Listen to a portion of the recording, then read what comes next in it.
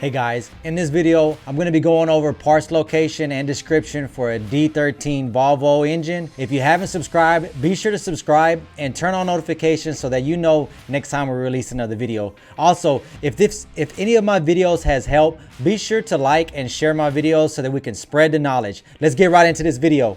Okay, so we're going to start with the engine fan. One quick thing I would like to mention is to be sure the fan blade is angled facing the direction of rotation. Behind the fan is the fan clutch and hub assembly. Next is the belt tensioner. There are two belt tensioner and it's good to replace after 500K or when they begin to make noise. Next to the fan clutch assembly, you can see the pulley for the water pump. Moving above the fan clutch assembly on the passenger side of the head is the thermostat housing. This is the fuel return line. It is where the pressure limiting valve is located. This is not where the check valve is, and you cannot put a regular banjo bolt in its place. You will have unstable fuel pressure and will cause the truck to run poorly. Above that is the EGR crossover pipe. This has a throttle control valve. Older models do not utilize this style. The throttle control valve is used to control intake pressure during engine operation. This helps the engine have quicker throttle response and better fuel economy. It is also used for the regeneration process. Following down the throttle valve is the intake manifold, which is on the driver's side of the head. If you have an intake leak, be sure to check the sealing surfaces. If the sealing surfaces are pitted, replacement of the head may be needed. On the driver's side, below the intake manifold is the alternator, and below the alternator is the AC compressor for the HVAC system. Behind the alternator is the crankcase filter assembly, which is recommended to be replaced at 500K or if it starts to leak.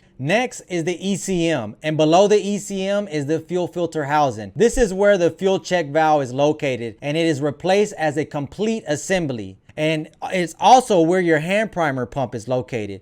If your hand primer pump is leaking fuel, be sure to replace the entire fuel housing assembly. Most of the time, fuel filter housings can be the cause of a hard start, but always test the component before condemning any parts. Behind the fuel filter housing is the hydrocarbon doser valve, which is not located in this photo, but this valve basically is fuel over air supply to the 7th injector, and this is used for heating the after treatment system, or ATS. Behind that are the fuel pump and power steering pump assembly. This is bolted directly to the flywheel housing. When the fuel pump goes out, it's best to replace the fuel pump and power steering pump assembly as one. Above that assembly is your air compressor for your air brake system. Be sure the compressor is secured at all times. Check this compressor to make sure it does not vibrate loose. Be sure to inspect during each PM. If you notice a heavy oil leak in that area, most of the time it can be coming from the compressor. At the rear of the engine are the flywheel housing and gear cover. This is the upper gear cover and can be a common place for oil leaks. Whenever a bull gear fails, the whole gear cover has to be removed for that repair. It is a very big job. And if you're replacing gears, it's important to have someone with experience to do the job because it's a very difficult job. The backlash on your gear train and your gear cover alignment, there are many items that need to be done correctly for proper operation. Lack of experience can cause major engine damage. On top of the engine, we have the two-piece valve cover and crankcase exhaust tube. If this hose is brittle or torn, it's recommended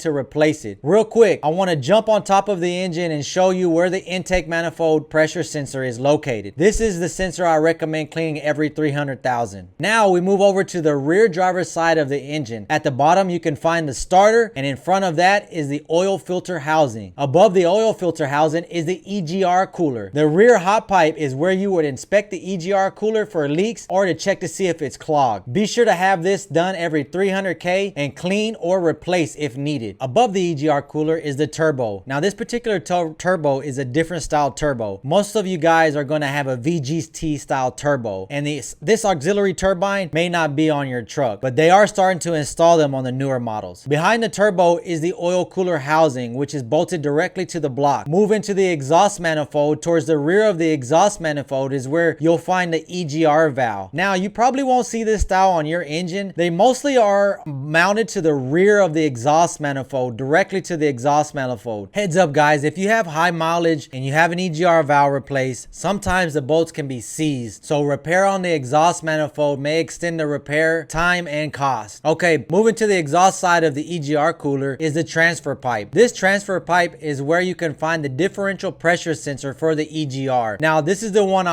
always recommend you clean after 300,000 miles. Just below that is the water pump and water filter. Lastly is the oil pan. If you have an oil level sensor that has failed, you would have to remove the oil pan to replace that sensor. Guys, if you have any issues with your Volvo engine and you're traveling through the lower states, give us a call at 972-225-3017. We can schedule an appointment. We work on after treatment systems, low power complaints, maintenance, and engine repair. Remember guys, maintenance is what's going to help with unexpected repairs. Schedule an appointment and we will be happy to help you. 972-225-3017, or you can email us at info@tatexpressinc.com. Well guys, I hope this video was able to help you find parts on your D13 Volvo. If you guys would like to share your experience, leave it in the comments below. Be sure to subscribe to the channel if you're not subscribed yet. Also, if any of my videos have helped you in any way, be sure to like and share the videos. Guys, make sure to subscribe, and until next time guys, be safe.